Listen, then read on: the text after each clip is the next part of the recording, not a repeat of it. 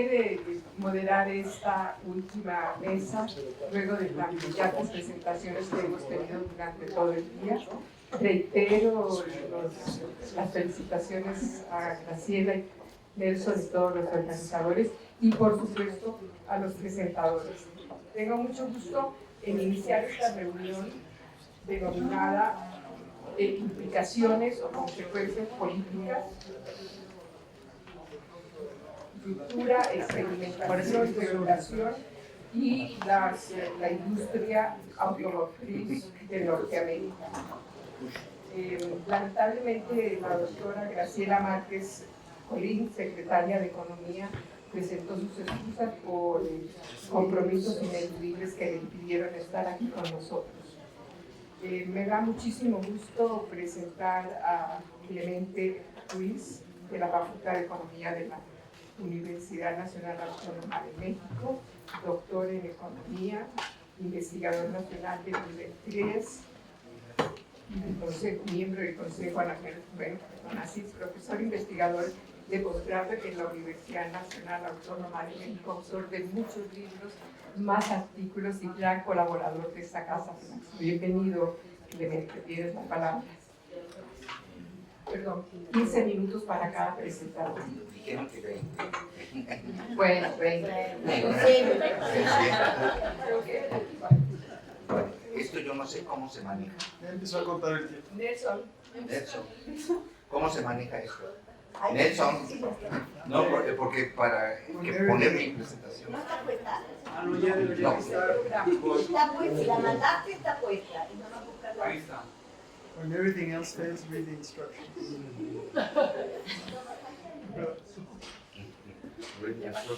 Es un honor, es joven.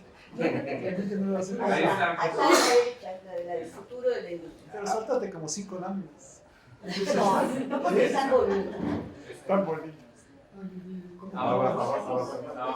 Están bien bonitas. Primero piensa, yo digo jueves, ¿no? No es agradable. Ahí. Pero de todas maneras, bueno,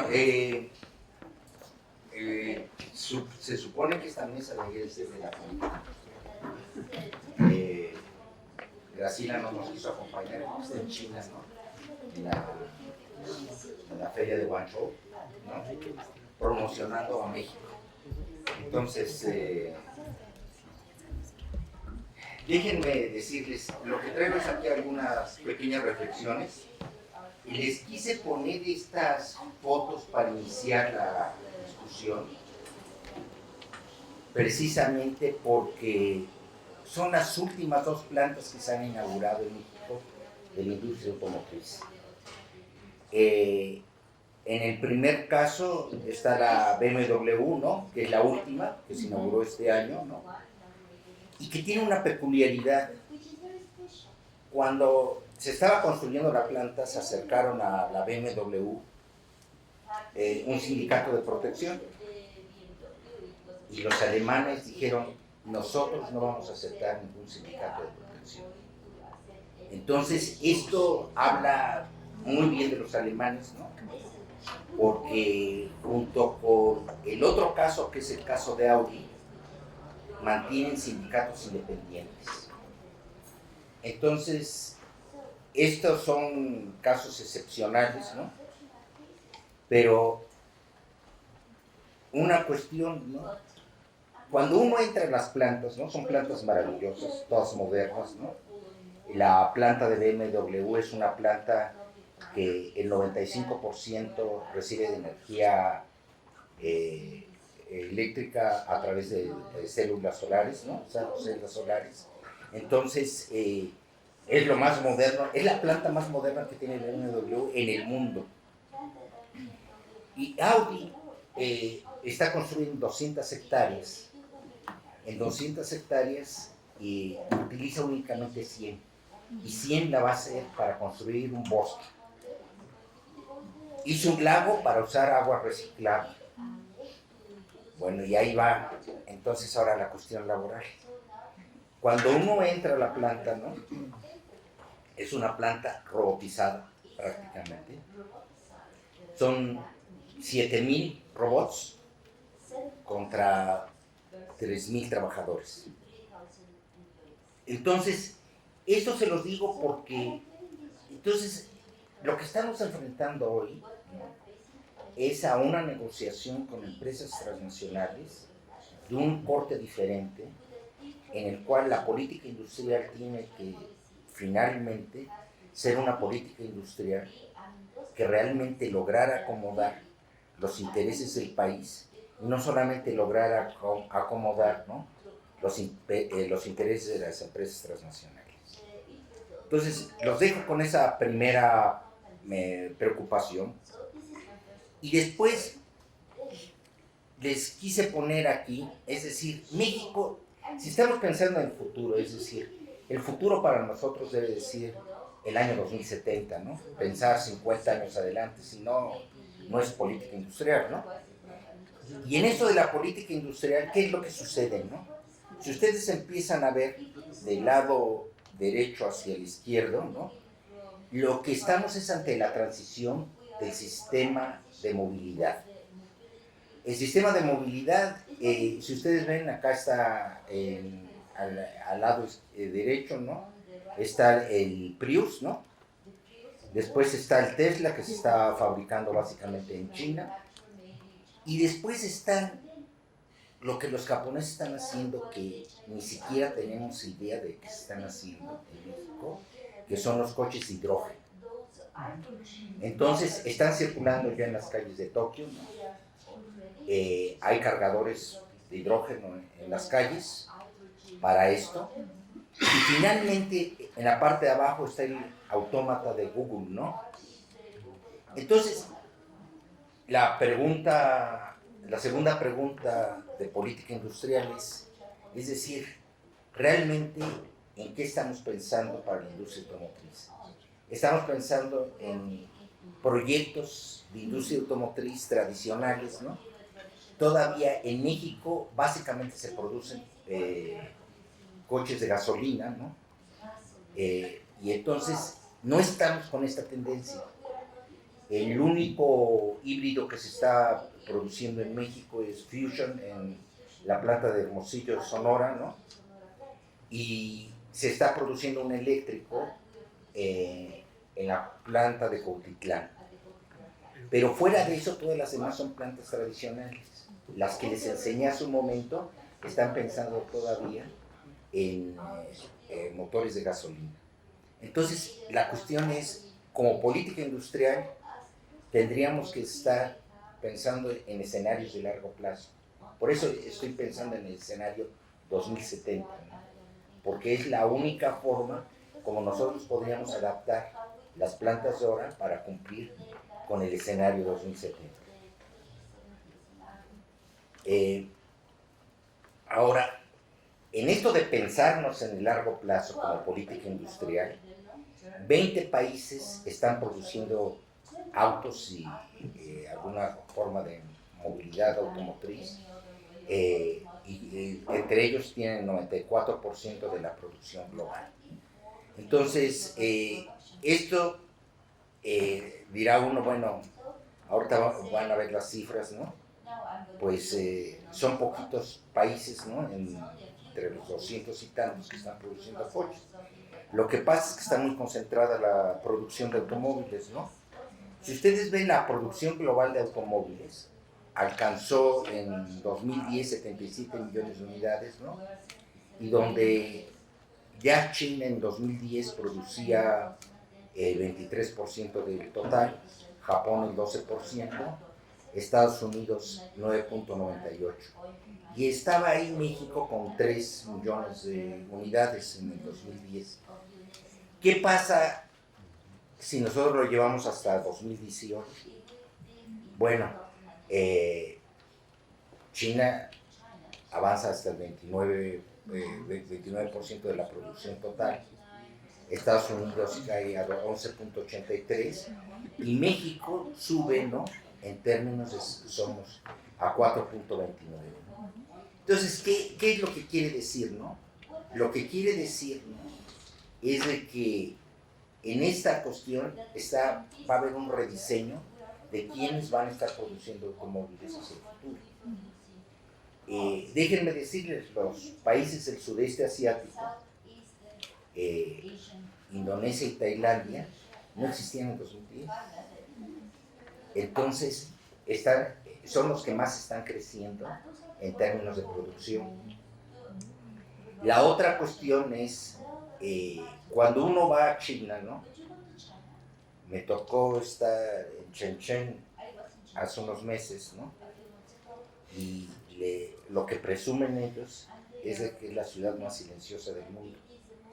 Decidió el gobierno local que debía de ser únicamente el coche eléctrico el único que pudiera estar en las calles, ¿no? Entonces están tratando de hacer un proyecto en el cual limpien un poco el medio ambiente, que había sido espantoso, ¿no? Entonces, ¿cuáles son las respuestas que estamos teniendo como mexicanos, ¿no? Es decir, no ante cuestiones del futuro, ante cuestiones de que ya se están dando hoy, ¿no? Si hay una ciudad que tiene puros automóviles eléctricos, bueno, pues entonces nosotros, ¿en dónde vamos, no? Tenemos problemas de movilidad, ¿no? Y los problemas de movilidad deben de ser el centro de una discusión nacional. No podemos con más coches, ¿no? Ustedes saben, ¿no? La cantidad de tiempo que tardamos en trasladarnos de un lugar a otro en las grandes ciudades, no solamente en la Ciudad de México, se está aumentando, ¿no? No, necesito para el próximo. Pues no, sí, ahorita te lo digo. Entonces, se pelea con papelitos. Entonces, en esta cuestión, ¿no? Es decir, ¿qué papel queremos jugar, ¿no? Después, si decidimos entrar a un tratado de libre comercio con Estados Unidos, modernizarlo y lo que quieran, ¿no? ¿Qué papel vamos a jugar como región, ¿no? Como región, la producción de automotores, ¿no? Pues, ¿qué es lo que pasa, no? Producimos el 17% de los vehículos que se producen en el planeta, ¿no?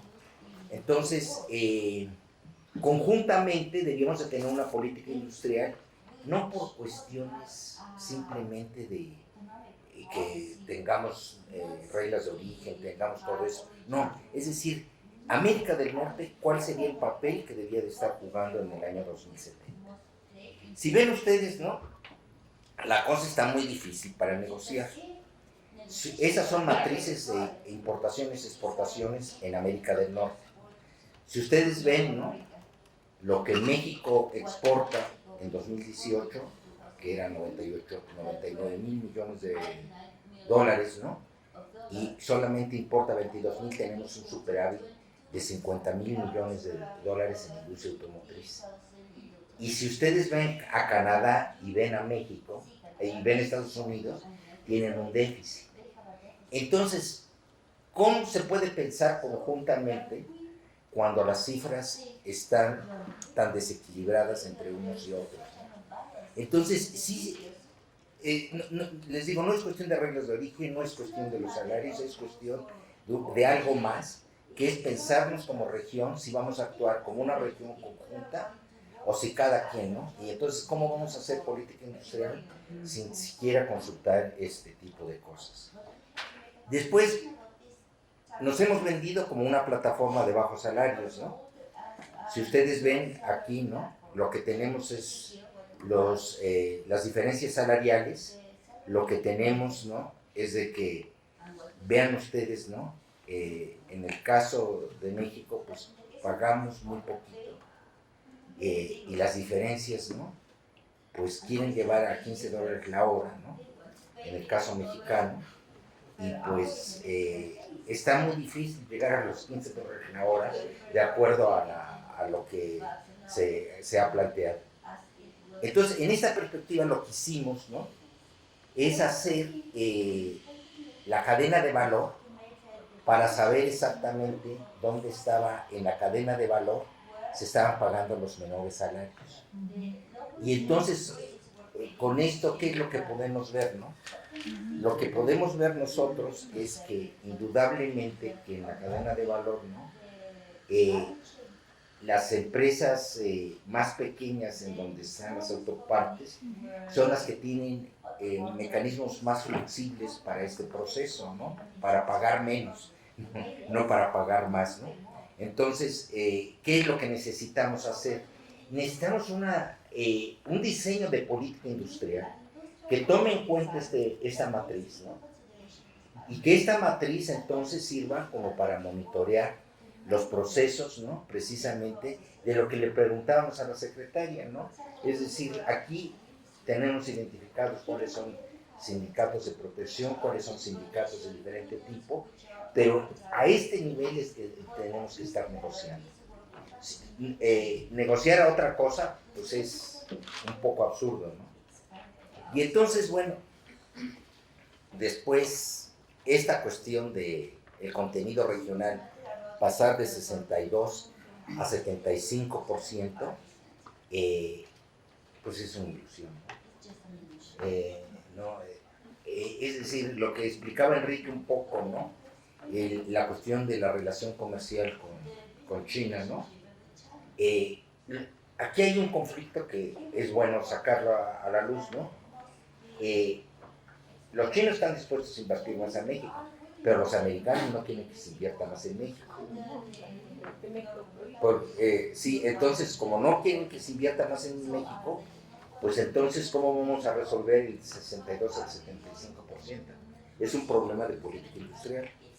Entonces, en esa perspectiva, ¿no? ¿Con qué nos quedaríamos, no? Nos quedaríamos con la idea, ¿no? De que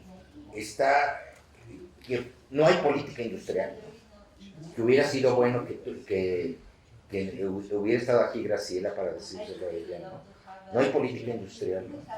No hay política industrial, y entonces, ¿cómo se van a negociar estos elementos de mayor integración regional dentro de una perspectiva de que los empresarios están todos dispersos, ¿no? Un mecanismo que podría usarse es formar círculos de proveedores, ¿no? Círculos de proveedores que pudieran estar diseñando, ¿no?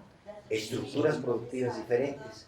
Pero eso se necesita una acción del Estado de mayor coordinación, porque el mercado no lo va a hacer.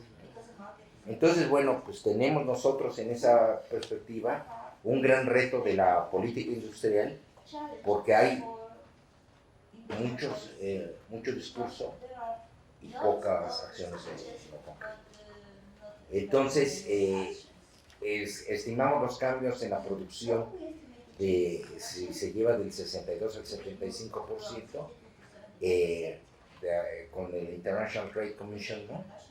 Y entonces lo que se hace, ¿no? Pues es que vamos a dejar de producir coches, si se quiere lograr esto. Entonces, es realmente una cuestión que se tiene que pensar bien, porque si no, el proceso de estancamiento de la producción se mantendrá.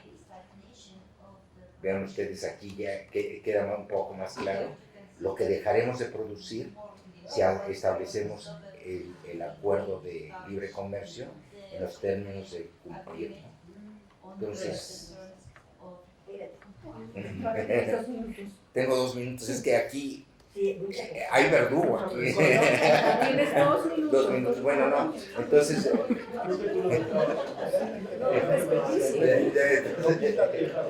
Esta es la reducción de la producción, ¿no? En caso de que se aplicara la regla del 62 al 75%, ¿no? Entonces, pues es una perspectiva negativa, ¿no? Y eso, desde cualquier perspectiva de política industrial, no es aceptable, y por lo mismo sí tenemos que rediseñar nuestra política industrial. Gracias.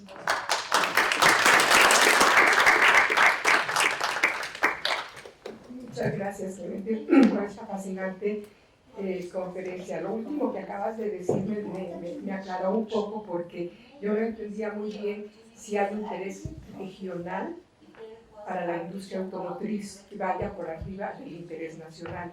Pero acabas de definir algo que yo veía como el interés nacional mexicano, y es fortalecer esa proveeduría de medianas industrias y resolver un poco ese esa brecha tan grande que hay entre las grandes industrias que tienen alta productividad y mucha inversión y las intermedias y medianas que están muy por debajo.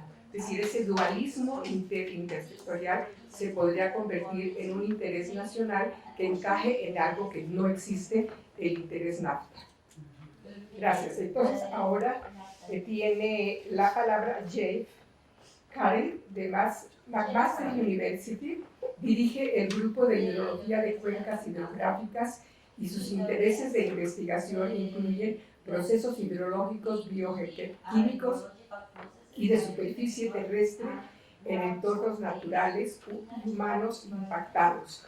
El doctor es, como ya dije, coordinador del Centro de Investigación para la Investigación de la Industria Automotriz y tiene un postdoctorado, también de la McMaster University. Por favor, doctor. Thank you so much. Yeah, I think they're a little copy edit there on the first part. The second part's true. I am a postdoctoral researcher. And I'm not Charlotte Yates, but she, like John said earlier today, she really wishes that she could be here. And I think she'd be really happy to hear the quality of the presentations that have come out today and just the opportunities for potential collaboration moving forward. And I hope that we can continue to talk and perhaps do something like this in the future. So today I'm going to be presenting Charlotte's paper, and her paper is on the policies that are required to really transition the Canadian automotive industry into the future. The primary premise of her paper, and I'll provide a quote because it is an actual paper, I promise, is that to sustain a globally competitive auto industry in Canada requires good, future-oriented industrial policy with the goal of producing wealth, including good jobs, whilst also supporting our national interests. So something that I imagine most people are getting. And how our current policies are structured and the types of policies that Charlotte envisions taking Canada into the future I'll discuss in this presentation. But in addition to that, I'll try to weave some of the other presentations that we've heard today into my current presentation.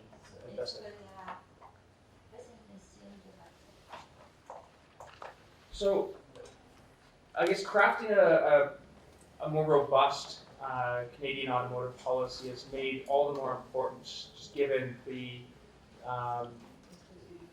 negative factors that we're currently facing, including globalization on the one hand, but also paradoxically nationalization within some of the largest economies, the economy that the Canadian automotive industry really relies upon for exports. But further to that, there are some national concerns within Canada that actually make it quite difficult to craft public policy. And one really just relates to the economic geography of the current industry. And this has been discussed by a number of the Canadian researchers, but within Canada, the auto industry is really increasingly confined to a really small corridor within southern Ontario. Historically, that wasn't always the case. There was more of a national industry, and there was certainly more in Quebec.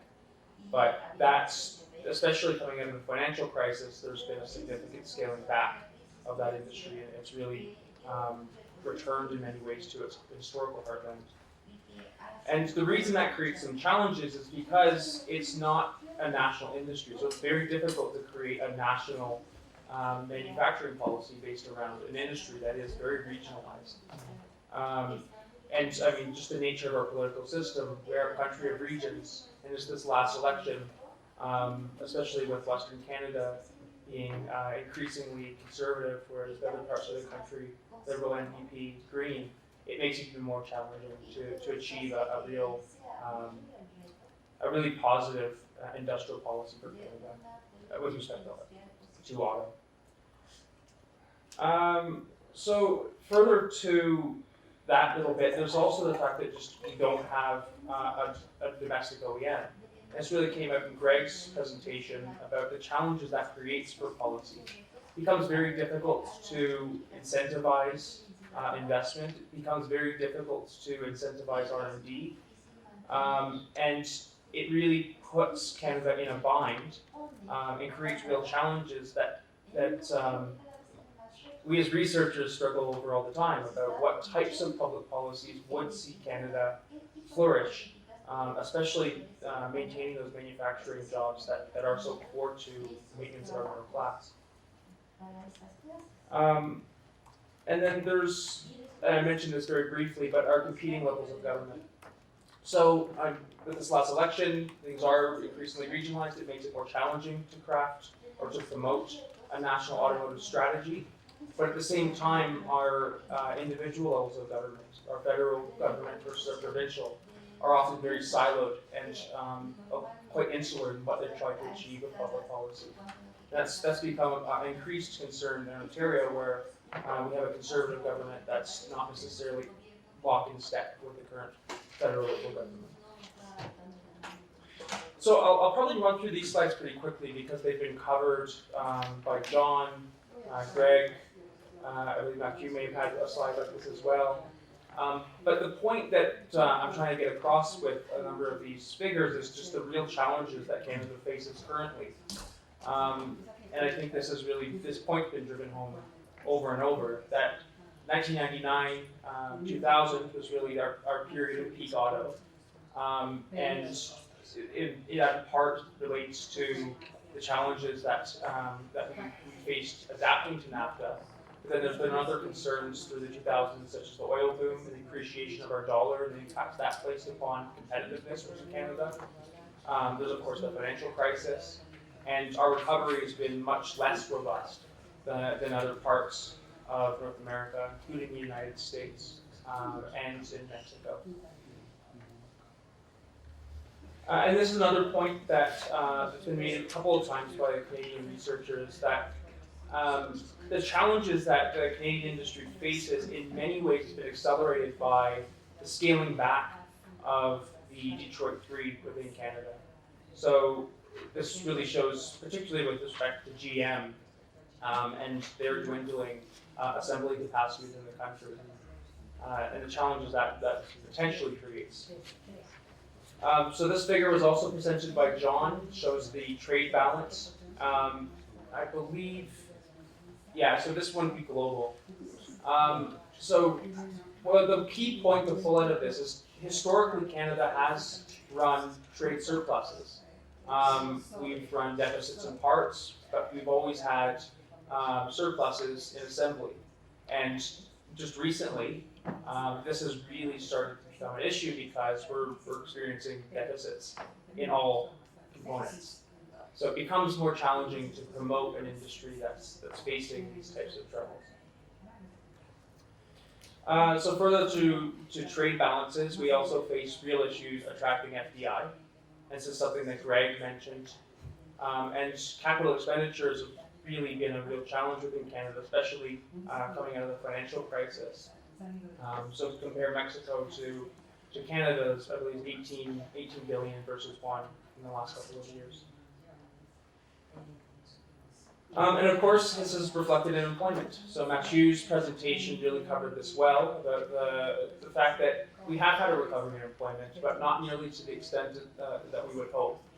And the fact that these jobs are so core to our maintenance of the middle class within Canada, this is a really troubling sign and something that government really needs to be paying attention to. So this sort of shows OEM employment. I guess the primary message from this to take out is that there's been a real scaling back, especially amongst GM. And this is likely to drop even more into the future, given their announcements that they're closing the Oshawa assembly plant in replacement. Although not the scale of jobs won't really be the same with the performance, the R&D performance center that they're setting up. But it is a bit. I agree, it is a bit. And this was also covered by Matthew and John to an extent. It shows average hourly earnings. So the key message to pull out of this is that it's really been stagnant. So it's not necessarily that the wages within Canada are far outstripping others. Real wages have actually declined. from a public policy standpoint, this creates some challenges as well, because it is really the wage premium that makes these jobs and this industry so important. And when you start to lose that premium, it's more difficult to get public policy officials to really listen to you and to really start pushing this industry forward. So this is the main part of Charlotte's paper, and it's on the current policy environment that we have right now. And her primary argument is that even though the industry is facing many difficulties, there is increased recognition within Canada that there is a need for a robust industrial policy. But the difficulty is it's not necessarily coordinated, and there are all these different buckets that don't really talk to each other. So the major bucket, and this has been discussed quite in depth today, is trade. So there's increased recognition of the importance of trade. We're a small market in Canada. We require exports in order for our industry to prosper. But as we've discussed with respect to USMCA, the devil's in the details with those policies. And if the regional content value or the regional if the regional content value doesn't add up, it can become a real challenge to maintain production. And John and I did a bit on TPP before the United States exited, the challenges that creates, just given the sourcing relationships and how those begin to shift when the regional content value doesn't necessarily align with the country's national interest. This is an element that's really core to Charlotte, and that's in large part why she can't be here today, is labor force development. And the really robust university and college system that Canada does have. It also really benefits from quite a strong immigration policy, but there are some weaknesses that we could discuss further if we want. That should be good. But further to that, with respect to labor force development, there are real concerns regarding skills, especially with changing technologies, with EVs coming online, and unions are beginning to really recognize some of those concerns and have started to put some interesting thought documents out, but I don't know that the government is fully invested. This is a point to the last one, or second to the last one, supporting innovation. This was really core to Greg's presentation.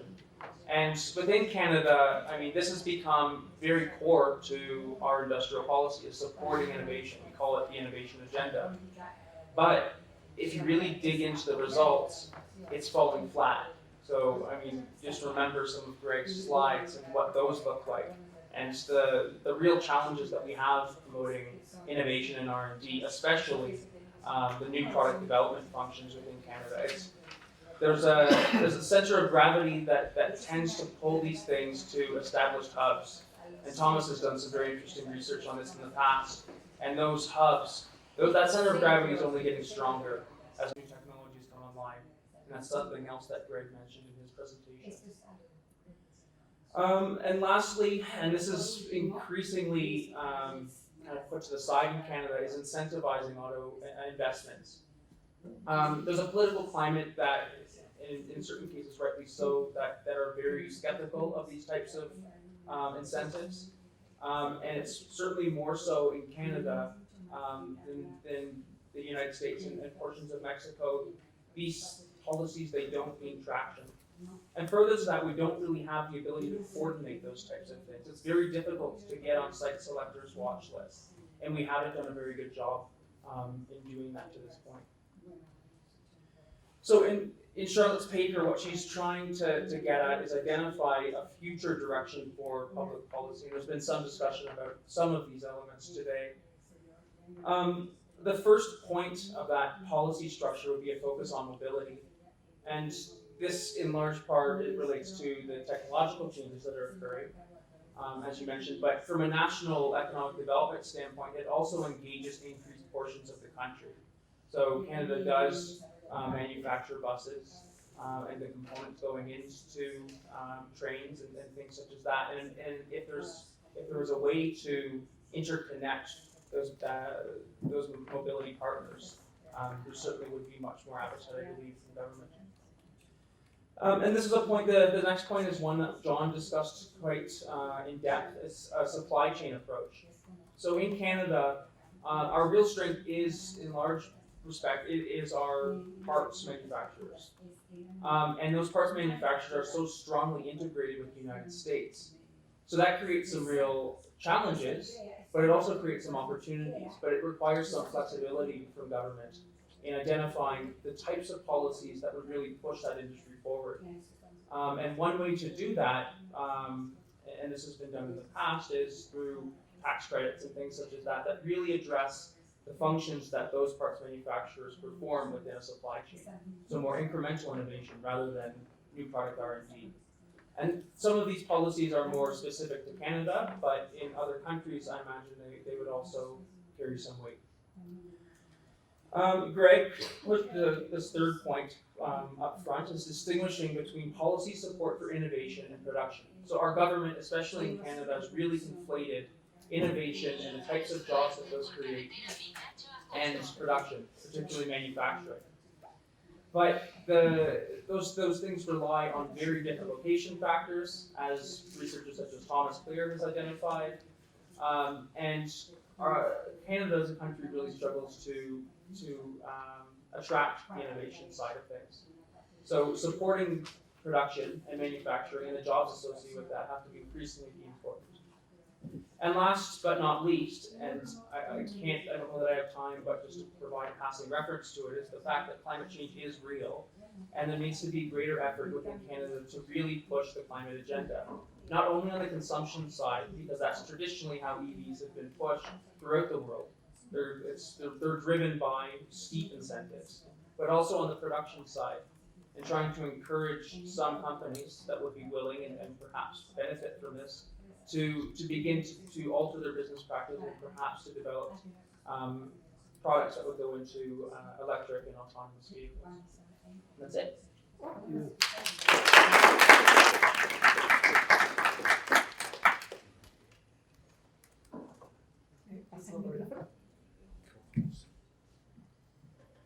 Muchas gracias, Jeff. Nos has regalado como 3 minutos para el resto de la mesa. Yo quisiera poner de relieve algunos puntos. Me llamó muchísimo la atención y me parece que vale la pena reflexionar sobre cómo es de difícil cuando son empresas multinacionales crear los incentivos para las inversiones y para la investigación y el desarrollo, que es uno de los pilares que retomas luego al final de la charla. Y en segundo lugar, algo que por lo menos yo nunca lo había considerado y no lo he leído en ninguna consideración, los problemas que devienen de una regionalización consagrada en el federalismo, ¿verdad? Entonces son ciertas autonomías regionales que manejan sus estímulos, etcétera, que pueden facilitar, pero en Canadá parece que imposibilitan o dificultan los estímulos del desarrollo de la industria automotriz, que es un semienclave, parece, ¿no? Según lo que dijiste. Fascinante toda esa, porque los tres países, Telecam, NAFTA, TEMEC, como sea, son federales, ¿verdad? Y lo hemos considerado. Sí, todo es distinto, Graciela. Todas las dinámicas también son distintas, todo es distinto y todo depende de cómo. Bueno, de todas maneras, para no prorrogar esto, con comentarios. Y ahora tengo el gusto de pasar la voz y ceder el micrófono a nuestro querido amigo Juan Carlos Moreno, a quien doy de nuevo la bienvenida a Flaxo. Lo habíamos echado de menos algún tiempo por acá. Me alegro que esté aquí de nuevo. Y también a Joaquín Sánchez Gómez, a quien veo por primera vez por estos lados. Bienvenido también. Juan Carlos es doctor en Economía de la Universidad de Cambridge, miembro desde 2015, profesor de la Universidad UNAM, de la unidad de la Facultad de Economía. Fue por muchos años coordinador de investigación de las Naciones Unidas para América Latina, de la CEPAL, en muchos campos, todos ellos relacionados con el desarrollo. Es miembro fundador de la de la Asociación de Economía del Desarrollo, una de las más grandes en el mundo, y miembro del Comité Ejecutivo del Centro de Investigación Económica y Presupuestaria del sector privado. Doy la bienvenida. Joaquín es economista de la UNAM, consultor internacional en temas de política industrial. Bienvenidos los dos, tienen 20 minutos. Muchísimas gracias, profesora Joaquín, y son 20 cada uno, ¿verdad? Como quiera, depende de tu sentido democrático, si le das 19 a Joaquín y tomas tu minuto o como quieras. Pues muchas gracias por la bienvenida y la invitación, la presencia de todos ustedes. La titulamos The Forest and the Trees porque consideramos necesario pues ver más allá de los árboles que pueden impedir la vista del grandioso bosque. Vamos a empezar con esta pequeña parte sobre la industria automotriz, si esto es un éxito o un fracaso. Y decimos, bueno, ¿qué importancia tiene la industria automotriz en México? Es un gran generador de empleo directo e indirecto. Decimos que hay grandes montos en diferentes entidades federativas de inversión extranjera directa. En particular, es muy interesante, en 8 estados en el país, la principal inversión extranjera directa es en el sector automotriz o bien en actividades relacionadas como son las autopartes y todo esto, ¿no? En algunas regiones, pues vaya, es un motor de desarrollo la industria automotriz. El caso de Aguascalientes, el caso de Puebla, el caso de Guanajuato, Coahuila, etc. Y lo que comentaba el profesor Clemente Ruiz hace un momento, México es un gran productor de automóviles a nivel mundial, de los principales productores en el mundo. Estas ideas nos hacen pues preocuparnos por cuáles son los equilibrios o los desequilibrios del sector, ¿no? Es decir, si sube o baja la demanda global de automóviles, pues entraríamos tal vez en algunos problemas. Y lo que tenemos aquí es simplemente el crecimiento de la industria visto desde la balanza de pagos. En 1993, al año siguiente se firma el tratado, y esto abre un gran camino para el crecimiento de la industria automotriz. Vemos que pasa de 1% a 9%. Nuestras exportaciones crecen también a lo bestia, pero más es el sector automotriz, ¿no? Estamos hablando cerca del 30% más o menos del valor total de las exportaciones, ¿no? Acompañado de esto, de un crecimiento relativamente bajo, ¿no? El crecimiento de la economía en general no tuvo ese mismo impulso.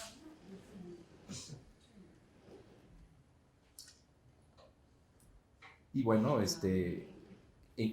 uno de los grandes aciertos de la industria automotriz es sin duda este cambio estructural en el que dejamos de depender del petróleo, recurso natural altamente volátil, y pasamos pues a emprender un camino como productores de diferentes manufacturas, ¿no? En particular esta que y vemos el gran resultado de esto. Las 2 primeras columnas que tenemos son las importaciones de consumo intermedio, y esto no es otra cosa más que la generación de cadenas de valor, de proveeduría locales. Ese esquema que nos presentaba el doctor Clemente hace rato, donde había muchos cuadritos azules y rojos, pues no es otra cosa más que generar cadenas productivas, y eso pues sin duda es un gran éxito. Sin embargo, este fenómeno, este hecho, no es visto en el resto de las actividades. Justo con el doctor Clemente hemos visto el caso de la cadena electrónica, y las importaciones incrementan a lo bestia, ¿no? Entonces no estamos generando cadenas locales que creemos es esto que llamamos el bosque y que no debemos perder de vista. Y bueno, voy a darle la palabra a Juan Carlos para que continúe con otras ideas. Ojalá tengan que ver con las otras. Muchísimas gracias, Joaquín. Hoy, bueno, por un lado es un éxito, es un súper éxito la industria automotriz mexicana en el contexto nacional, en el contexto regional y lo que quieran, pero hoy me enteré, gracias a Dios que llegamos a tiempo para verlos a ustedes, pues que en realidad no es tan bien, porque aquí mi querido amigo dice que los salarios son una porquería, que además están rezagadas de la productividad y además también mencionaba él que yo estaba muy contento porque yo pensé que por lo menos estábamos en la semi-periphery, pero no estamos en la semi-periphery, estamos en la periphery. Entonces, sí, híjole, caray, pues el wage gap con respecto a Estados Unidos está peor y temas como los de medio ambiente, los estándares de seguridad, la eficiencia de los carros, realmente, aunque sean las mismas fábricas, no tienen los mismos estándares ambientales. Mi esposa sabe de todo eso, yo no tanto, pero sí, entonces han tenido grandes pleitos en la regulación ambiental en este país para tener coches tan limpios, ya no digas como California, sino como la media de allá, pero bueno, o sea, hay muchas cosas en las que el éxito precioso que es en divisas, en empleo, en la balanza de pagos, la comercial, pero está esta otra parte que hoy me enteré, estamos muy lejos, estamos en la periferia, pero bueno, seguimos por favor. Ay, gracias Joaquín, qué amable. Pero bueno, y en última instancia, sea un éxito o sea un fracaso, pues ¿para dónde va esta historia, no? ¿Está en nosotros o en las estrellas, como diría Shakespeare? Pero seguimos. Eso lo pasamos, ya lo vieron ustedes mucho mejor. Tuvimos que tachar una cantidad de láminas enormes y más con Clemente todavía. Bueno, parece que todo estaba ya firmado, todo estaba ya bajo control, digamos, pero sigue la danza de los salarios y la regulación laboral. Esto está en el aire, la señora Pelosi ha insistido muchísimo, pero no sé qué va a pasar, la cosa está en el aire de si se va a firmar o no se va a firmar, y el tema de los salarios es muy importante. Andrés Manuel dijo que si quieren que se suban, se van a subir, y bueno, pero no se firma esto, y el tema dice, bueno, una cosa es la ley y otra cosa es la aplicación de la ley, que en México luego tiene mucha diferencia. Seguimos, por favor. Ahora, la larga marcha para resolver esa parte de lo que decíamos en la lámina anterior, pues ya está empezando a moverse hacia el empleo decente, quizá, Dios dirá, vamos a ver si a la convergencia con el norte. Pasamos, por favor. La parte hacia adelante, bueno, ya la mencionó la secretaria, la reforma laboral, que de hecho viene, como ya bien mencionó, del TPP, luego del USMCA, y ahora lo que está mencionando Luisa de Government's Big Push con la Secretaría del Trabajo. Esas tres fases no las voy a repetir. Y lo otro que ella no mencionó tanto, aunque sí lo tamborileó, la reforma del salario mínimo. Colocar el salario mínimo en una ruta de recuperación, con Graciela trabajamos mucho en ello. Y si bien fue muy fácil en cierto sentido la primera hacer el salario, porque el salario mínimo estaba muy debajo de la mediana, una vez que te acercas del salario mínimo a la media, empieza muchos de los caveats que mete la teoría convencional no clásica empiezan a ser ciertos. Entonces esta historia de que el salario mínimo se puede crecer al 30% cada año está un poco complicado, pero bueno, por lo menos está como decía Graciela, el compromiso político de cambiar el mercado de trabajo. Es la reforma progresista que tiene este gobierno. ¿Seguimos? Por favor. Ahora uno dice, bueno, que vamos a subir los salarios, sí, qué bueno, pero una cosa es que suban los salarios en un mercado dinámico, en un mercado en que está el empleo ya adecentándose, y otro en un mercado en el cual está totalmente parada la economía y llevamos un rato en que el empleo, el número de trabajadores asegurados está cayendo en términos de su dinamismo, la tasa de desocupación que se necesita talento para subirla en un país en el que no hay seguro de desempleo está subiendo. Seguimos, por favor.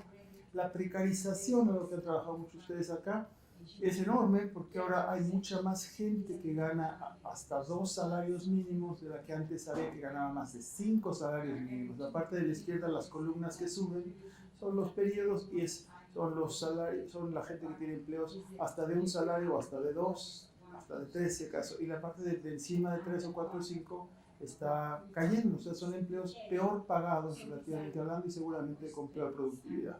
Seguimos.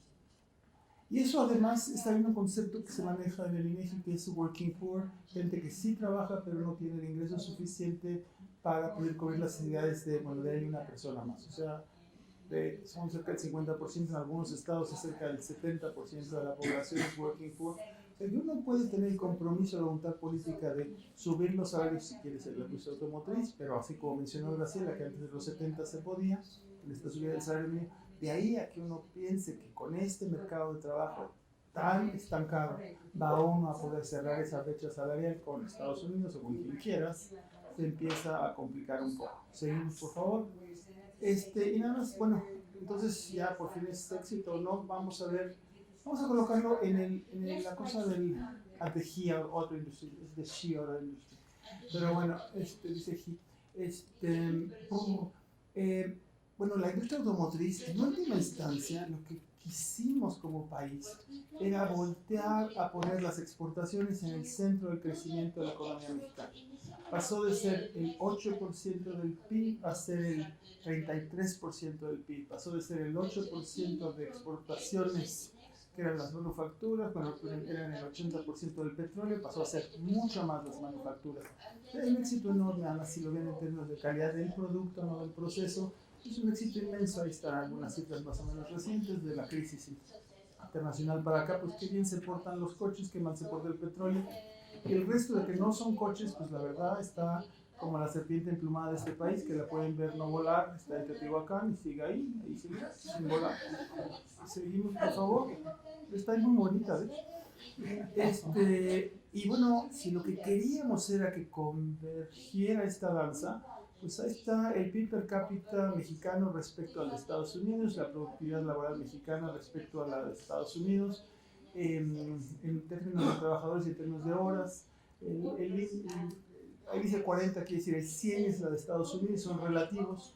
Y lo que se ve es que esto se ha ido abriendo la brecha, hay una que medio se estabiliza, pero si volteamos hacia 1990, a veces se habla de la década perdida. El nivel que tenemos hoy en día, tienes que irte a 50 años, a Cárdenas más o menos, para encontrar esta brecha de productividad y esta brecha de PIB per cápita que tenemos hoy en día. O sea, tanto año de reforma, tanto año de lo que tú quieres, una industria automotriz que se porta como Dios, y bueno, pues esto no jala, ¿no? Seguimos, por favor. O sea, el bosque es el que no nos... Pero bueno, ¿qué pasó? Las exportaciones, los datos que les dimos son verdaderos, pero ¿por qué? ¿Qué pasa con el crecimiento? En la parte de la izquierda que dice Trade Balance contra GDP Growth, esa es una gráfica que se parece mucho a cuando quieres comprar un coche. Llevamos 10 de calificación. Estamos muy bien todos. Gracias. Muchas gracias, Alicia. Habla de tu amistad por nosotros. Por el sentido del humor. En la parte de la izquierda es la velocidad. Las economías emergentes, si algo gastan es dólares, gastan déficit comerciales. Para poder crecer tenemos que usar dólares, salvo China y uno que otro que está mucho mejor que yo, pero nosotros tenemos una industria de capital que prácticamente no existe, entonces cuando crecemos mucho, pues hay que usar dólares. Del lado horizontal está el tanque de gasolina. De un lado son déficits comerciales y de otro son superávits comerciales. México, y lo que está arriba es la velocidad promedio del coche mexicano. Entre 1960 y 1980, cuando está ahí, el coche mexicano corría a una velocidad de casi 7% anual. Gastaba 2% de dólares por año. Bueno, así era. Ese modelo por X o cosas se tronó, se acabó, errores, interpretaciones ideológicas, lo que sea, y una crisis brutal cuando se colapsó el petróleo, y el coche mexicano pues hubo que pagar la deuda, y la única manera de pagar dólares, ¿cómo dejas de tirar gasolina a un coche que no sirve? Pues la única manera es o le cambias el motor o lo estacionas. Lo que hicimos nosotros fue estacionar. Lo estacionamos 5 años, generamos una cantidad de dólares bruta, y de pasada le cambiamos el motor, le cambiamos el chofer, y los choferes siguen siendo los mismos, y salimos corriendo ya a una velocidad que ahora es del 4%, luego se firma el NAFTA y es del 3%, y hoy en día pues ya ni siquiera andamos en el 3%, andamos como en el menos del 2%. Hoy, as we speak, como dicen, estamos en el 0.00, tienes que hablar milésimas ahora en México, y tira la misma gasolina, o sea, es el mismo déficit y el coche corre muchísimo menos. Stiglitz hace mucho decía de la economía mexicana, de las reformas mexicanas, que es como el mal vino, huele feo cuando lo abres y si lo dejas añejar es todavía peor. Entonces está eso. En la otra está nada más con las puras exportaciones, y sí, crecíamos mucho las exportaciones, pero el coche no funciona, vean los casos. Seguimos, por favor.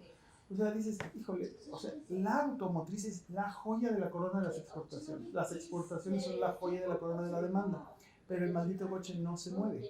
Entonces, hoy en día, ¿qué tenemos? Tenemos un slowdown. La parte anaranjada es las manufacturas, lo otro es lo único que está más o menos funcionando hoy en día, aparte de la Secretaría del Trabajo de la 4T, eso sí está funcionando, es las actividades primarias, es este mundo industrial que el señor Cárdenas y el otro Cárdenas y algunos como están aquí, como Clemente y Kiki y demás, pues la manufactura ahí está sesgada un poco por la construcción, que la construcción se ha colapsado y la manufactura está en 0.7, pero bueno, seguimos por favor, este es el PIB. Y este es el plan del gobierno. El plan del gobierno, el rojo es el que sacó el plan del gobierno del GDP per cápita, cuánto creen que va a crecer por año, del 2019 al 24. Cuando sacaron el Plan Nacional de Desarrollo hace unos meses, 6-7 meses, pusieron la línea roja, es por la cual yo voté. Vamos a crecer al 6%, al 4%. Era el 4 creo que está mal, que era 4. Pero después ya sacaron un nuevo plan que es el Criterios Generales de Política Económica, que ahora dice que no, que vamos a crecer al 2 y pico al final de año, menos de lo que crecimos con Peña Nieto. Y eso supone que en 2020 vamos a crecer al 2 cuando estamos creciendo al 0. O sea, esos son los planes del gobierno. Seguimos, por favor. Eso incluye además, los planes del gobierno incluye una caída en la inversión pública.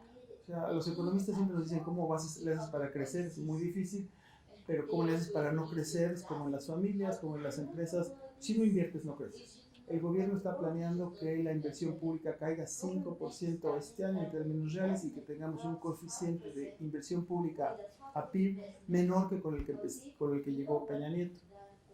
Esto ya no es el gobierno, estas son las expectativas de los especialistas del sector privado que consulta el Banco Central. Y como está la carita ahí, eso es lo que le preguntaron a la gente de cómo cree que va a ser la tasa media de crecimiento de la economía por los siguientes 10 años. Entonces, como puso Krugman hablando de otra economía, Diminishing Expectations, aquí tenemos ahora que estos especialistas creen que los siguientes 10 años en promedio vamos a crecer al 1.4. Seguimos, por favor, ya casi la misma. Y todo, bueno, pero vamos, ya al final nos pidieron hablar de policy implications y gracias a Dios el título de la sesión nos dice Other policy implications, dicen las policy implications. Entonces, tomamos la ventaja. El mundo está horrible, ese es el mundo horrible hoy en día, lo seguimos. ¿Y qué vamos a hacer? Pues hay dos aspectos, uno es los árboles y otro es el bosque. En la Oil Industry, pues después de lo que vimos en la mañana, pues policy goals, pues why bother, ¿no? To try to leave the periphery. La pasan tan mal en la semi-periphery que pues la verdad yo me quedo en la periphery. ¿No? La pasaron muy mal, nos contó muchas cosas muy feas. Entonces, pero eso es suponiendo que alguien sí quisiera salir de ahí.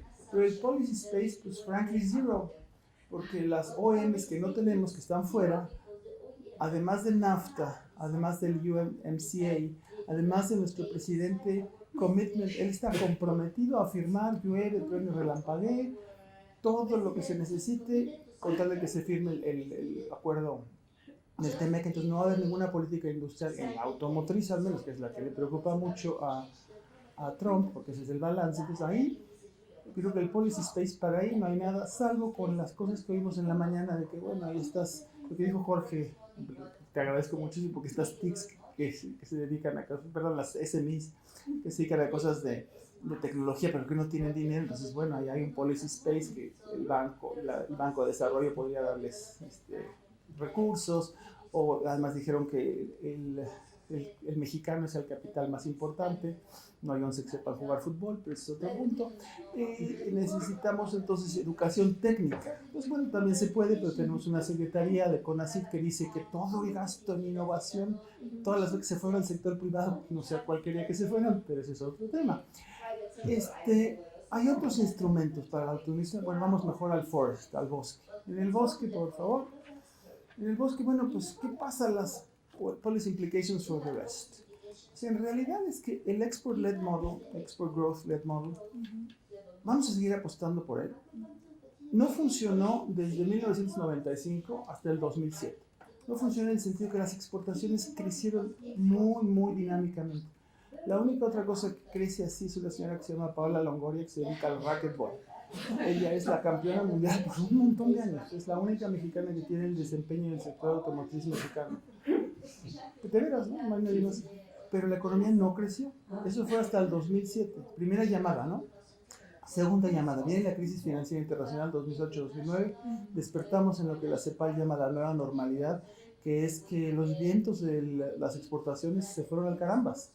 Porque ya no hay esa, y además porque los países grandes quieren ahora tener el superávit comercial. Y luego la tercera llamada es que despertamos con Trump, con este carácter antimexicano y mercurial, que además dijo, pues mi economía, es la primera vez, nosotros nos quejamos mucho del desacoplamiento norteamericano, mexicano.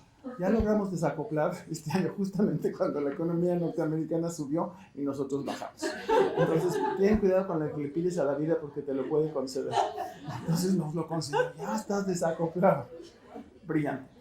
Entonces, ahora, si el sector externo no tiene esa fuerza, pues es como, no sé si vieron Game of Thrones, los galeones esos fabulosos, ¿cómo se mueven? Se mueven con velas, que es el mercado externo, y cuando no hay velas se mueven con gente que rema.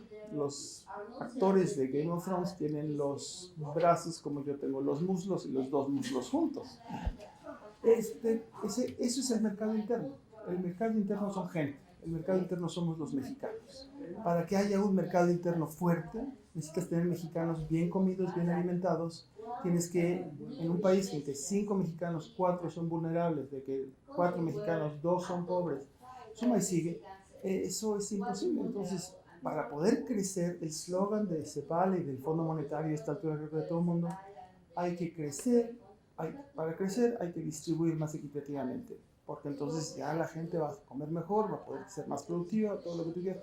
Y si distribuyes mejor, vamos a crecer. Entonces lo que tenemos que poner es en el fondo de la agenda, en el centro de la agenda, y ya es la del bosque, o sea, la automotriz que haga lo que quiera, pero es growth and equality, y la única forma es hacer una política reforma, una política, ya del trabajo ya la aprobamos y está muy bien.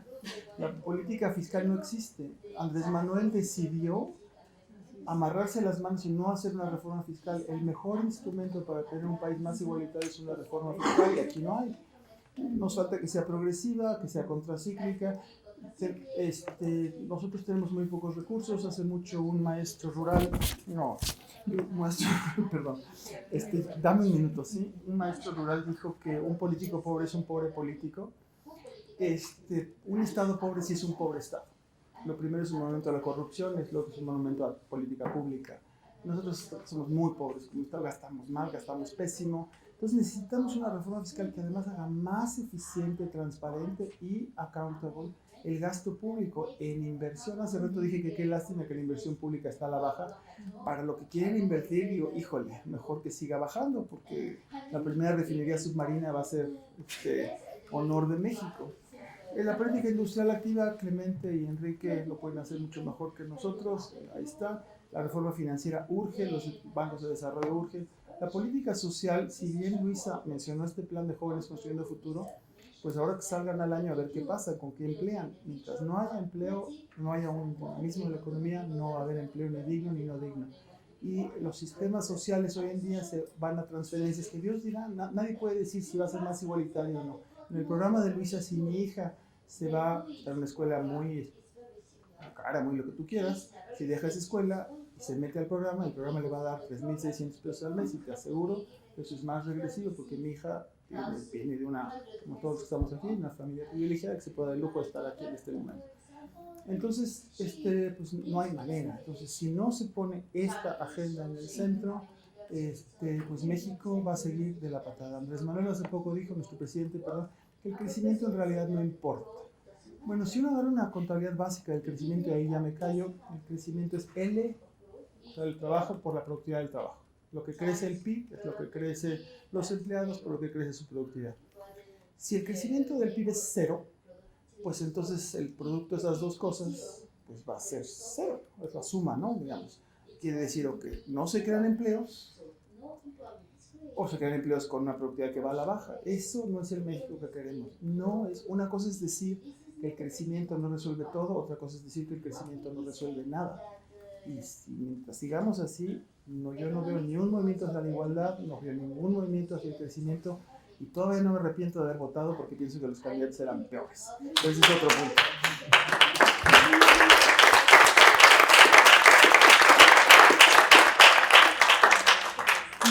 Muchas gracias. Perdón.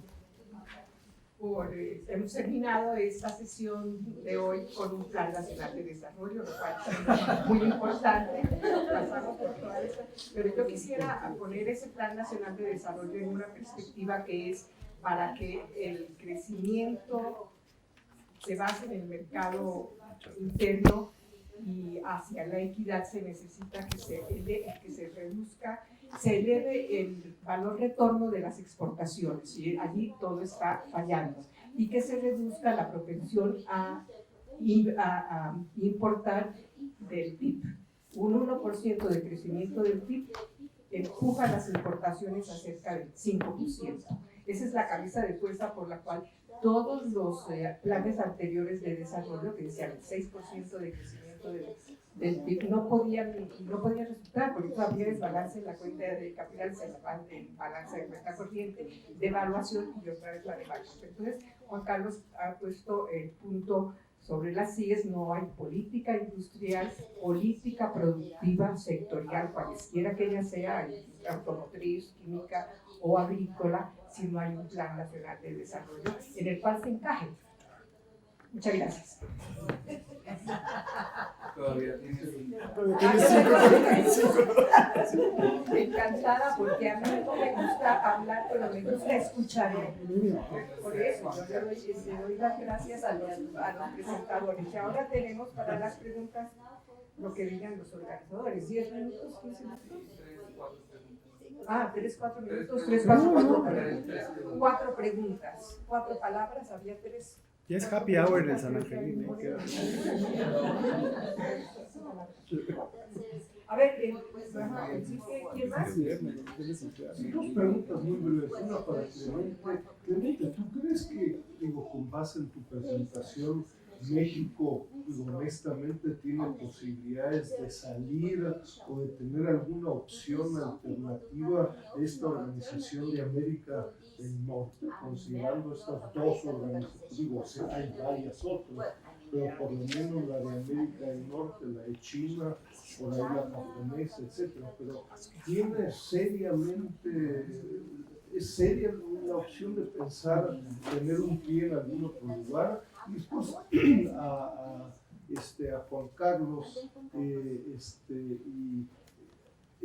a ver, yo digo, decantando a las risas y otros que son buenos en este ambiente, a ver, desde una perspectiva menos macro y más mixo y más de procesos y productos, digo, el potencial de una política industrial es enorme, ¿no? Si nos metemos a 10 dígitos del sistema organizado o en telecomunicaciones o electrónica o industria, etc. Pero adicionalmente a mucho de lo que mencionan, creo que es esto que digo, yo lo he escuchado varias veces, es ahí una Secretaría de Economía gobernada por neoliberales de izquierda, ¿no? Que no creen ni en la propia Secretaría de Economía y quién sabe qué están haciendo, ¿no? Es realmente una tragedia, digo, a diferencia de lo que vimos hoy acá, de lo que se puede hacer en una secretaría, la de Economía es el otro extremo, ¿no? De lo que no se puede hacer. Me gustaría escuchar sus comentarios. Juntamos más preguntas, ¿verdad? Hay más preguntas, todavía puede haber una o dos preguntas más. Bueno, pues entonces, por favor, Clemente y Juan Carlos.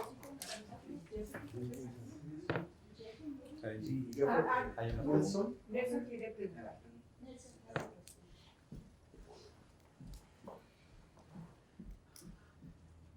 Bueno, felicitarlos a todos por sus presentaciones y ya a nivel general viendo lo que hemos visto en la tarde y sobre todo la mesa que le corresponde a la política y enfocada en este caso ver todos los países que integran el tratado, que hacen esfuerzos de articular el encadenamiento, algunos desarrollos productivos en cierto sentido, pero podemos pensar que los tres países se están quedando rezagados en las nuevas tecnologías y un poco por lo que decía Clemente, esta producción de automóviles con energías limpias, este cambio tecnológico, podemos pensar que se está quedando rezagado en comparación a otros grandes productores de automóviles. Toyota acaba de decir que ya para el 2022 en Europa quiere que todos sus autos sean eléctricos, los que esté vendiendo. El plan que tenía para 2030 ya lo adelantó a 2022 en Europa. Y bueno, se hacen esfuerzos un poco en México, en Estados Unidos, en Canadá en ese sentido, pero ver todo el sector en conjunto en América del Norte, hay una política o una estrategia del sector que vaya encaminada a revertir esa producción en cuanto a las plantas. Vemos por ahí hablaba Clemente, una planta que está muy robotizada ya recientemente, pero va encaminada hacia la producción de este tipo de automóviles. Seguimos produciendo los mismos automóviles con contaminantes de gasolina que bueno, tienden a ahorrar un poco, pero bajo la misma lógica que se trae desde hace 20 años. Bueno, yo creo que son preguntas de millón, ¿no? Pero la cuestión es, ¿México tiene alguna posibilidad fuera de América del Norte o no? Es decir, ¿tenemos la posibilidad realmente de América Latina o de una fusión con los asiáticos? Yo creo que bueno, la geografía es determinante, ¿no? No creo que nos podamos zafar de esta cuestión de América del Norte. Pero de hecho, los tres países no hemos querido reconocer que en realidad lo del Tratado de Libre Comercio era un proceso de integración progresiva de los tres países, ¿no? La negociación que debíamos estar dando ahorita es la de un mercado común, ¿no? Es decir, una idea de un paso diferente, ¿no?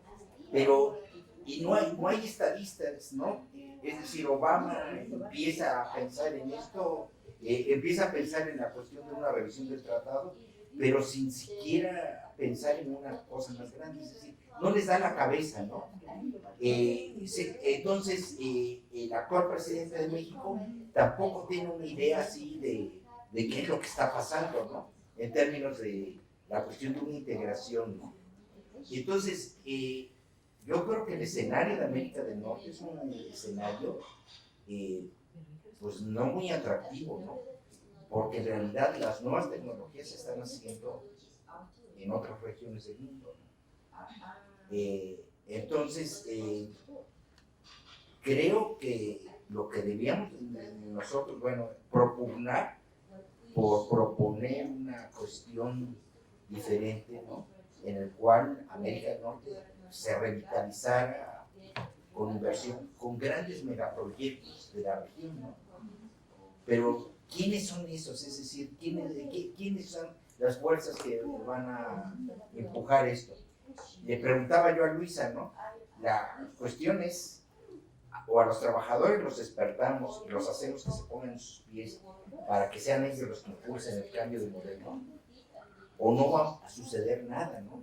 Porque si, es decir, lo que estamos viendo es el fracaso de una forma de organización social que no permite, ¿no?, que las fuerzas sociales se expresen en su mejor expresión. Ahora, la cuestión de la tecnología, pues íbamos para abajo. Es decir, ayer me tocó estar con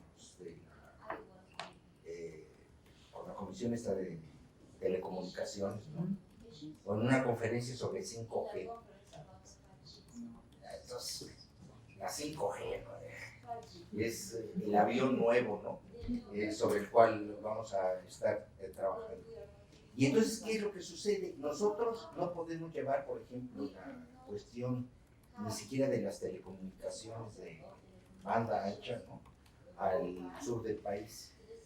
Y es porque se están peleando, ¿no?, si podemos usar los satélites o no podemos usar los satélites, o tiene que ser todo. En las partes remotas, que no me dejará mentir, de China, hay, en el Tíbet que acabas de estar, ¿no?, hay internet para todos, ¿no? Pero ¿cuántos hay en el Tíbet? Más que mexicanos. Esto, no, sí, serio, no creo, pero la cuestión es que no nos damos cuenta de la velocidad con que está avanzando esto.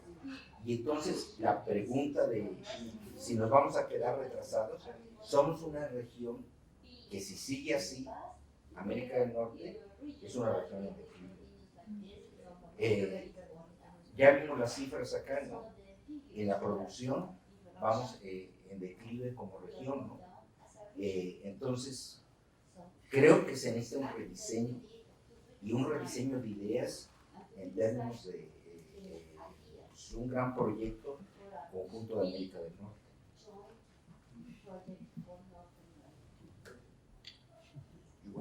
Yes, I'll say maybe a quick comment to that. Yeah, I think specifically with EVs, I mean, that was part of the research that I did for my PhD, actually, looking at what were some of the real barriers within, I was specifically at Canada. And I mean, North America is an interesting story in that there hasn't been the pickup that many firms were expecting 4 or 5 years ago. Like, there aren't the incentive structures to really encourage increased EV penetration. So you do see a lot of large tier ones that would traditionally put more money into the development of those technologies that don't feel the market signals are justified doing so. So they'll diversify and then perhaps invest those capabilities in other countries where they actually are developing. So I guess the short response to it, there needs to be something done on the consumption side, especially with EVs, if there's going to be increased production built out of that.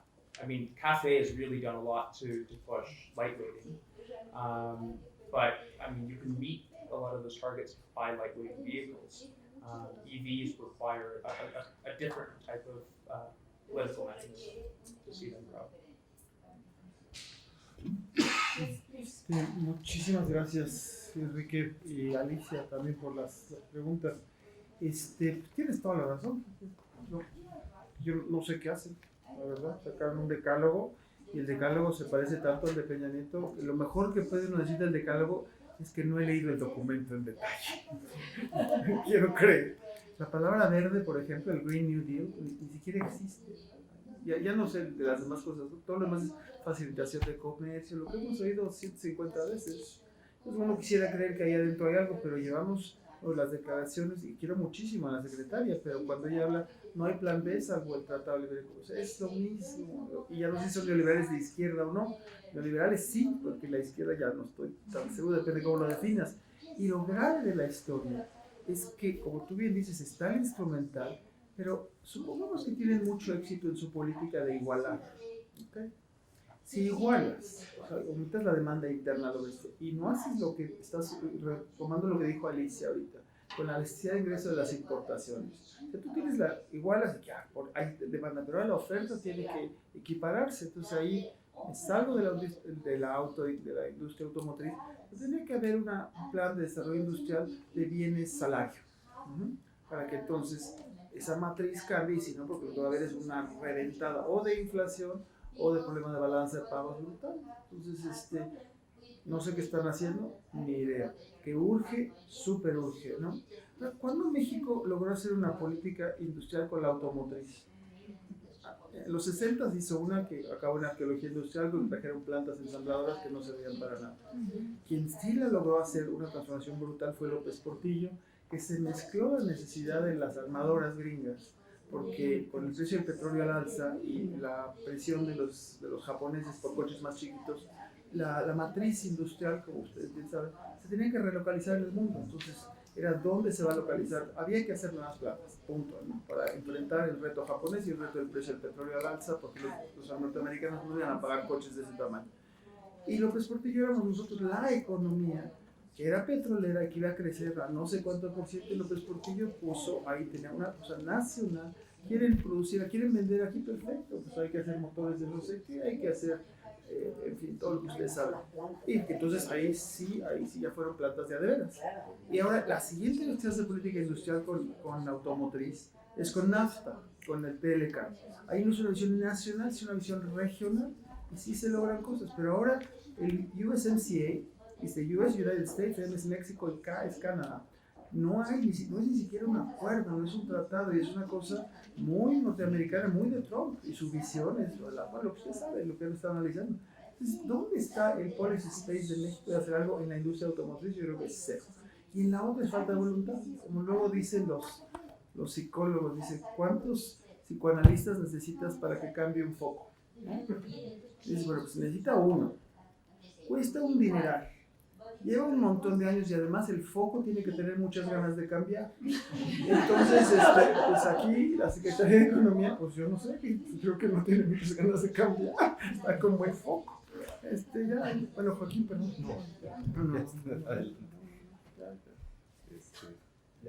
Bueno, yo ya no tengo ningún comentario, se ha dicho todo aquí. Oigan, solo una cosita, digo como curiosidad, porque la mayoría de ustedes son economistas. Esto que están detallando es la llamada enfermedad holandesa que oíamos décadas atrás, ¿no? Todavía lo oímos, y bastante. Pero existe la cura holandesa de la cual no hablan. Pero ya hablan. Yo hice el cálculo, por ejemplo, para el estado de Puebla, y realmente la metalmecánica y todo eso de partes y todo eso lo desarrolló. La producción local que había incipiente se reemplazó por importaciones o del resto del país o de otras partes. Digamos, entonces sí hay ese desplazamiento, la bonanza externa llega a una ciudad o a un país y ocurre eso. Lo mismo ocurre con el turismo en las áreas turísticas. La agricultura se desplaza porque se importa.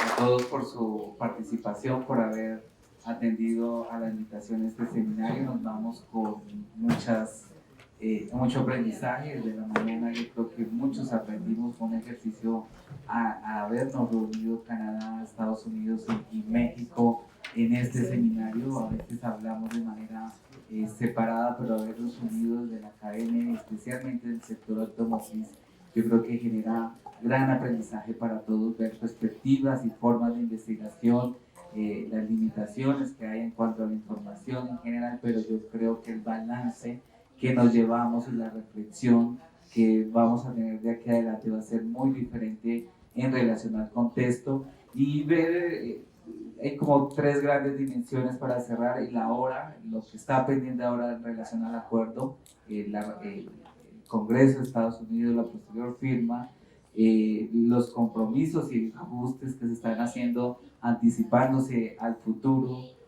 de lo que vendrán en el tratado. Al parecer hay las perspectivas en cuanto a la generación de empleo no son muy buenas, y los retos y el efecto China, que a veces se nos olvidaba también, y es un jugador muy importante y al cual está ahí en el mercado, quitándole bastante operatividad a los miembros del acuerdo. Se habló del cambio tecnológico, la inversión, la innovación, lo que viene hacia más adelante, el volumen comercial que hay, los retos ambientales, en el caso de las energías limpias. Yo creo que la robotización y el futuro del empleo en la industria automotriz, hay ahí bastantes retos que hay que seguir investigando, que posiblemente hay una pérdida de empleos en la industria, pero puede haber un rescate por parte de la investigación en ciencia y tecnología en el mismo sector. Puede haber una ocupación, es revertir la generación de empleo más en el desarrollo tecnológico, y reemplazar un poco la mano de obra asalariada, al parecer. Bueno, ya para cerrar, le cedo el micrófono a Jorge, que quiere dar un mensaje de unos minutos también, ya para cerrar. Muchas gracias.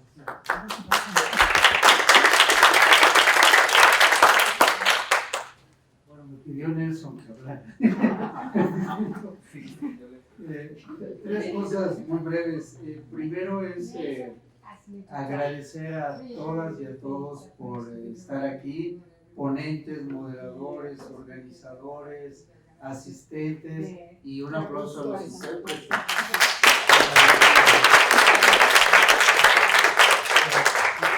Segundo, es difícil organizar este tipo de eventos, sobre todo no porque hay muchas personas y varias culturas y países metidos, sino sobre todo por el asunto del financiamiento. Estar, pues ahora sí que sacando el sombrero para tratar de juntar los recursos es complicado, pero lo interesante es que se logró y tuvimos un buen seminario y creo que hay consenso en eso. Y esto me lleva al último comentario de, pues sí, hay el escenario ideal, hay un escenario mesurado, con pocas cosas positivas, y claro, el escenario más mexicano que escuchamos fue muy pesimista. Quisiera nada más en ese sentido mencionar la importancia de lo generacional. La única voz positiva, positiva, más una visión optimista, digamos, y creativa, pues fue la de la milenia, ¿no? De querida Luisa. Entonces, y la visión de los adultos mayores bien negativa y bien crítica. Entonces, no más que nos quede de reflexión, que tenemos que avanzar en eso y ser muy creativos, porque sí, la situación está muy compleja. Bueno, gracias a todos.